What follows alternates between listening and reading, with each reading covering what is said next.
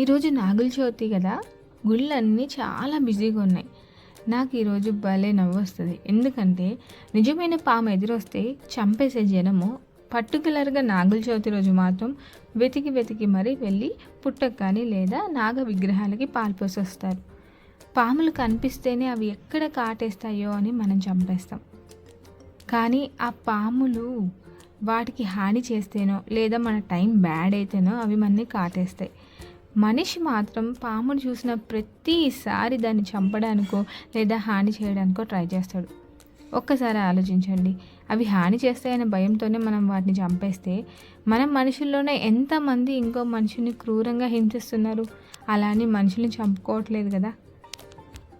అవి మనకి హాని చేస్తున్నాయి లేదా చేసే సిచ్యువేషన్ వస్తేనే వాటిని మీరు ఏదైనా చేయండి, కానీ వాటి మనాన అవి పోతుంటే వదిలేయండి అబ్బా ప్లీజ్.